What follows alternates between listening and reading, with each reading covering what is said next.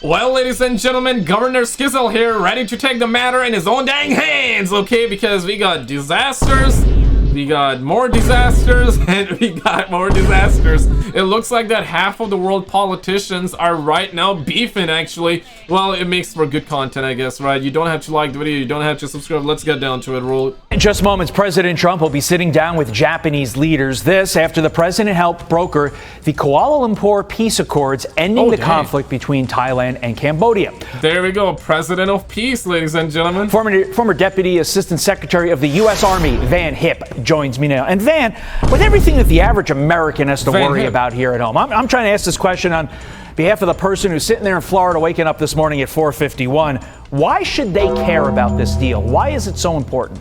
Yeah. Well, that deal's important because that entire region is important. The South China Sea, Todd, we've got $5 trillion worth of cargo flows to the South China Sea every year. Let me put that in perspective. That's 1/3 of all maritime trade that's being shipped. That's half of all LNG and 1/3 of all oil. It is vital to the economy of the free world. When Xi Jinping sees... Bro, can a brother get 2 pennies or something? Y'all don't need that much, bro. All oil. It is vital to the economy of the free world. When Xi Jinping sees this deal to end the conflict between Cambodia and Thailand, what does he think? What does that do to his mindset, especially when it comes to Taiwan? I think he expected this, but I think what he knew that we would get some trade agreements there.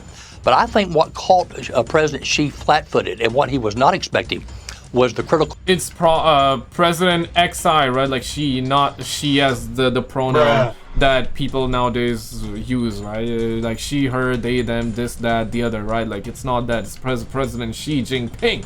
Minerals deal that the president announced with Thailand and Malaysia. And if you notice, Todd, right after that, you had your Chinese and the U.S. negotiators on the sidelines there at the ASEAN conference. All of a sudden, lo and behold, that's when Communist China's top trade negotiator said, oh, we've got a preliminary framework now for a deal. Look, Communist China only does a deal with you when you're holding the cards and they know they've been outfoxed. And I think that's what we've got right here. Yeah, I mean, look, if we can get these vital critical minerals from Malaysia, Thailand, that really does help, to your point, with leverage, because we are not... Yo, Thailand, yeah, I don't know about that, man. Thailand, I don't know about that one, man. They got different kind of minerals, though, pause. Desperate for what China has anymore. Getting back to... I love Thailand, by the way. Like, I have, like, 2 Thailand friends, and they're some of the nicest people I know, bro. To the peace agreement. Trump ultimately used the threat of tariffs. He's very, very good at this, to basically say, Cambodia and Thailand, stop your fighting. Will this be how Donald Trump is remembered throughout history? Basically saying, I'm going to use the pen and not the sword to end bloodshed. Yep, President of Peace. President of Peace. We're gonna actually get down to Canada tariff situation as well in just a little bit. Yeah, so we're gonna find out more then, but let's continue. He's doing it to end wars, but he's also doing it to get a better deal for the American people. He's the best salesman we've ever had for this country and for the American people. He's doing the same thing in Japan. Prime Minister Takaichi is going to announce a major U.S. investment in the Chuck E. Cheese? Did he say country and for the American people? He's doing the same thing in Japan. Prime Minister Takaichi is going to announce Chuck E. Cheese or Chuck E. Cheese? Okay, it sounded like Chuck E. Cheese, but he means something else. Major U.S. investment in the United States when he meets with her tomorrow, and also look for President Lee of South Korea to do the same. In each instance, he's out there on a mission to get the best deal he can for the American people. Look, this president inherited the most complex foreign policy landscape I think a commander-in-chief has ever faced of this country. It is an international chess game, Todd. Insane Gliz or W or L? What we thinking? But I think he is playing it just like that old great world chess champion, the late Bobby Fischer. Sure. We got about 15 seconds remaining. Your specialty is war. Are we a safer country at the end of this trip, do you think? Big time, big time. I think President Trump understands that his chief responsibility as commander-in-chief is keeping the American people safe, and he's doing that both at home and abroad. Okay, that is Van Horn. Deputy Assistant Secretary of the Van Hip, my bad. Van Hip. Let's actually get down to this one here. So the homie Putin, not so happy, Roll. President Trump says he hopes China can help end the Russia-Ukraine war ahead of his meeting with Xi Jinping this week. But Trump also says he is assessing the Russian threat after President Vladimir Putin and his top general claim they successfully tested a nuclear-powered cruise missile. Dang. So they tested it. They're not playing games with us. We're not playing games with them either. We test missiles all the time, and I don't think it's an appropriate thing for Putin to be saying either, by the way. You ought to get the war ended. A war that should have taken 1 week is now in its soon 4th year. That's what you ought to do instead of testing missiles. Former CIA station chief Dan Hoffman joins us now. Dan, how big is... We're gonna let Dan join in, but we're gonna move the hell on, okay? Check this out. So this is Uncle Dougie, aka the Canadian Thunderstorm, aka the Canadian Brock Lesnar. And yeah, man, ladies and gentlemen, I present you Doug Ford! And let's actually get in on with it. This is crazy beef, man. I just became aware. And yeah, you also got Uncle Carney also talking about it, and yeah, Trump responded, Uncle Donnie responded, and the situation is it's a big one. Check this. Critical time. You said that you don't regret running the ad. If so, why did you agree to stop running that ad if you don't regret it? Well, I mean, first of all, thank you for having me on. I start every interview saying that I love Americans. I spent 20 years of my life. Canadians love Americans. And yeah, but by the way, this is the ad. Do I have the ad? Oh, no, I don't have the ad loaded. Dang it. But apparently Ontario played an ad of Ronald Reagan, and it was about anti-tariff, and Uncle Donnie saw that, and he didn't like it that much, and yeah, Uncle Donnie is raising tariffs on Canada, and Doug right now, Uncle Doug, he's like, yo man, we're proud of that ad, bro, like, what, say what, we proud of that ad, son. So yeah, and one thing led to another, and things escalated, needless to say. I know Americans love Canadians. My intention of running that ad is to inform the American people and get a conversation going on how harmful these tariffs are. And protectionism does not work. And who better to say it than the greatest president ever, in my opinion, Ronald Reagan. And it was very clear that Ronald Reagan was a free trader. He worked well with our former Prime Minister Brian Mulroney, a friend of mine that's no longer with us. But it created more jobs in the U.S., created more opportunities in Canada when you have free trade. I understand the mission behind the ad, but I wonder, what's your message now to Canadians who will now have to pay an even steeper financial price as a result of this ad?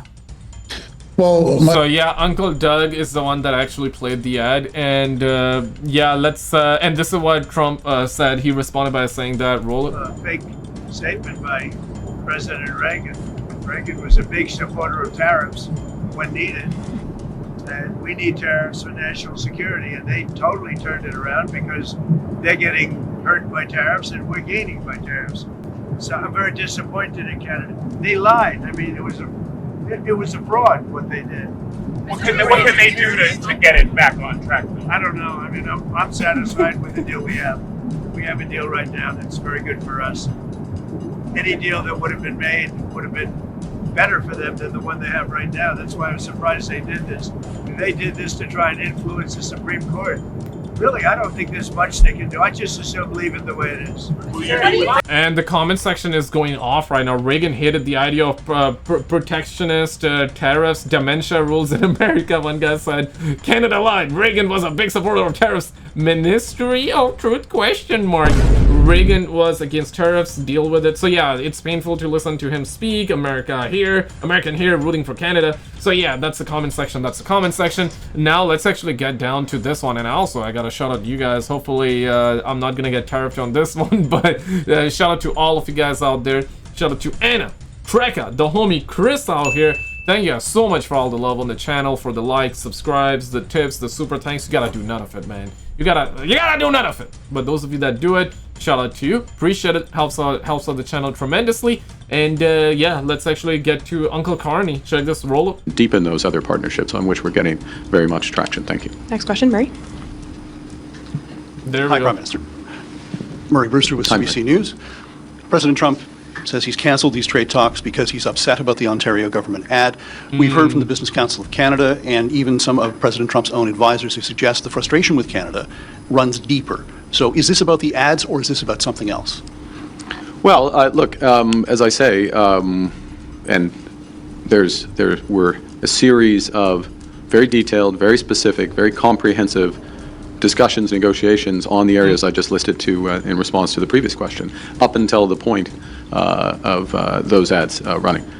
First point. Second point, I would suggest you take the president at his word for his reason. Second point. And that is the reason why, from the perspective of the federal government, which I'm responsible, Third point. we stand ready to pick up on those discussions when the United States wishes to pick up on those discussions. So those in the room, those exchanging term sheets, those having the discussions about specific areas where we can make mutual progress to the benefit of workers and businesses and communities in our respective countries, had been making progress. Those ads came, the president had the reactions which you have seen, made the decisions that he has made, which, those are his decisions to take, and we're in the situation we're in. As a follow-up, Prime Minister, given everything that we've seen, do you really think the United States is interested in making a trade deal with Canada? Look, we are their second largest trading partner. We provide a series of essential goods for their economy. We are one of many providers, but we provide in some areas essential goods for their economy. And we create more room for them to do other things. I'll give you an example. If you look at Canadian exports of aluminum to the United States, and aluminum is bauxite and energy. I mean, there's a little more to it, but you can simplify it to that. The embedded energy in the Canadian aluminum exports, which provides 60% of the aluminum to the U.S. market, is the equivalent of the energy of 10 Hoover dams in the United States. Now, is the best use of that scale of energy, creating that scale of energy to make aluminum in the United States, as opposed to continue to foster and power the AI revolution, which the U.S. is leading, or power homes and others. I mean, these are decisions for the United States to make. Point being, as a supplier to the United States, and I give aluminum as one, I could give many examples, we are an important supplier in many areas. As well, we are a large customer. For over 30 states, Canada is the largest customer. Yeah, man. You know what point is, bro? Like, stop the tariffs, man. Just hug it out, man. Just hug it out, bro. End the tariffs on both sides. Give everybody that's watching this video $1, not $1, my bad. $1 billion, okay? Come on now, man. $1 billion tax-free, $1 billion tax-free, effective immediately first thing in the morning by tomorrow. And then you guys can tariff each other. I mean, who cares at that point, right? My comments to the American people are a tariff on Canada is a tax on Americans. And I've been saying that from day one, and we've seen it. President Trump ran on increasing jobs, and right now we've seen manufacturing decline 5 months in a row, over 78,000 job losses in manufacturing. We see inflation going up. So what he's doing is total opposite of what he ran on. I mean, inflation is up here like crazy. I mean, inflation is batshit crazy out here in Canada. What about you guys, like in America? Like, is it bad, or are you noticing like it's getting bad ever since like the tariffs, or has it actually gotten better? I'm curious to know, like, from people that are in the US. Yeah, if you're in the US, let me know where you at, and let me know if you have noticed a positive outcome, or is it all negative? Like, yeah, I'm curious to know. Perhaps it is actually positive for you guys, but here, oh man, holy smokers, they ain't no dang jokers, man. Like, it's a pretty rough out here. So because of these tariffs, you want to fix the problem, you want to fix inflation, create more jobs, make a deal with Canada. We're your number one customer. We buy more goods off the US than any country in the entire world. Ontario alone is number 1 to 15 states, number 1 trading partner to 15 states, number 2 to 12 others. So I want to see that. We do everything we can to make sure we continue creating opportunities and jobs for Americans and Canadians. Let me find. And you talked about your fondness for President Reagan. The Reagan Foundation says that the ad that you ran misrepresents President Reagan's radio address. Do you disagree with the Reagan Foundation? 100%. Yeah, I guess I found it. Yeah, 100%. Yeah, okay, so this is the ad, the Ontario anti-tariff ad. So this got Trump to end the trade talk, and he got pissed. Check this. When someone says, let's impose tariffs on foreign imports, it looks like they're doing the patriotic thing by protecting American products and jobs. Oh, dang. So that's the government of Ontario. Sometimes for a short while it works, but only for a short time. But over the long run, such trade barriers hurt every American worker and consumer. Dang. High tariffs inevitably lead to retaliation by foreign countries and the triggering of fierce trade wars. then the worst happens. Yeah, America. Markets shrink and collapse, businesses and industries shut down, and millions of people lose their jobs. Throughout the world, there's a growing realization that the way to prosperity for all nations is rejecting protection. So this is what got Uncle Donnie mad, and he broke the deal. He broke the engagement after that, my man. Okay, so this is what the comment section is lit right now. The dude was triggered for a 55-second ad and canceled a whole country. You have to admit this ad did what it was supposed to do and inform the American people. It is now being seen more without additional cost to the American people. Well, guess Reagan is woke now. So he was triggered playing this ad, and the WS was diabolical. Washington, you mean? Diabolical lol. Kudos to the person that found the speech to give him a promotion. Now, is this actually real? Because some are saying it's AI, some are saying it's legit, and some are also saying that it has been edited in a sense where taken out of context. Now, I've seen a little bit of this video, right? Let's check this out. It's fake, he says. Donald Trump, in all caps, which means he's serious, blames Canada for its fraudulent use of an advertisement, leaving him no choice but to announce all trade negotiations with Canada are hereby terminated. Whoa. The offending advertisement, not actually from Canada, but from the Ontario government. But yeah, this is a serious beef, man. It's like top 10 anime betrayals. This is like one of them. Play you the first 10 seconds. When someone says, let's impose tariffs on foreign imports, it looks like they're doing the patriotic thing by protecting American products and jobs. Now, you might already realize why... Damn, homeboy was repairing a tank in Battlefield 6, though. Protecting American products and jobs. Yeah. He's using the engineer kit. How many of you are playing Battlefield 6? If you don't know what that is, you probably didn't get the reference. Just ignore that. Now, you might already realize why this sounds fake, because that voice, seemingly addressing Trump's tariffs, that voice belongs to the 40th president of the United States, who died 2 decades ago. America's jobs and growth are at stake. Trump calls this use of Ronald Reagan fake.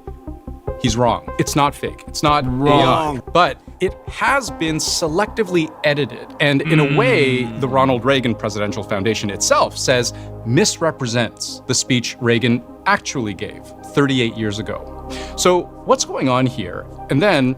Yeah, I guess it is. Okay, so it's real, but it's edited. So taken out of context, or clips were put together to make the message of, hey man, you know, Ronald Reagan was against tariffs. Maybe he was. I don't know everything that Ronald Reagan said, right? Obviously, duh. But yeah, man, like, end tariffs, man. Come on, man, like, end tariffs, bro. Like, end tariffs, man. End tariffs on both sides. Let people buy milk for like $1.50 or something like that. Like, you know, the good old days, some shit like that, man. Damn, man, like the video if you agree, bro. Milk out here, bro. Milk be crazy expensive. All of you that are lactose intolerant, you're like, what milk, man? What milk? I'm not talking about you, fam, but yeah, man. It's really crazy out here. It is crazy. The magical editing. The nice thing about video is that you can generally see where the edits are. Like right now, if we hold this shot, you can be reasonably assured that we haven't manipulated what I'm saying right now. But when you see edit points like these punch-ins and zoom-outs, what's a little less obvious is that you're seeing us splice together 2 completely different takes. Like, I record everything I want to say on a wide shot first, then we cut, then I record the exact same thing for a second time on a medium shot, and get 2 cameras. Get 2 cameras, bro. Voila. Like, editing makes it look like we just had 2 cameras running at the same time instead of 1 camera running twice. Someday we'll actually just get 2 cameras. But when we're only talking about audio, it's basically impossible for the listener to know where the edits are. And that's why Trump says this ad is fake. Like I said before, it hasn't been manipulated in the sense that nobody's making Ronald Reagan say anything that he didn't actually say. He really did say about tariffs that over the long run... But over the long run, such trade barriers hurt every American worker and consumer. And I can prove this to you by showing you that same clip, but with video this time, direct from the Ronald Reagan library. Over the long run, such trade barriers hurt every American worker and consumer. But there is something going on here with this Ontario government ad, which I can show you now. It's the clips are selected, right? Is that what you're trying to get at? Is that what's going on here? Now by playing it in full, except at the same time, I'll show you the full transcript of Ronald Reagan's actual radio address in 1987, and you'll see how the ad is selectively choosing and even reorganizing Reagan's words. When someone says, let's impose tariffs on foreign imports, it looks like they're doing the patriotic thing by protecting American products and jobs. And sometimes for a short while it works, but only for a short time. But over the long run, such trade barriers hurt every American worker and consumer. High tariffs inevitably lead to retaliation by foreign countries. So yeah, basically it's real, but the clips are selected, so they've taken put this together. Perhaps, yeah, context do matter, so what he said prior definitely adds to the context. Yeah, bro, so this is why the beef is happening. This is the root of the beefing. That is, I don't know, man. And the triggering of fierce trade wars. Then the worst happens. Markets shrink and collapse, businesses and industries shut down, and millions of people lose their jobs. Throughout the world, there's a growing realization that the way to prosperity for all nations is rejecting protectionist legislation and promoting fair and free competition. America's jobs and growth are at stake. So what did you think? The Reagan Foundation says this misrepresents Reagan's speech in 1987. And when you see the side-by-side like that, we can guess why. But I've listened to Reagan's full address, and the core message of both the ad and the address is the same. Tariffs bad, free trade good. What's different is the context in which these comments were made. Reagan, obviously, in 1987, wasn't referring to Trump's tariffs. What he was actually referring to were the tariffs his own administration was applying on Japan, because Japan was flooding the US with cheap semiconductors, and tariffs were punishment. But he was clear.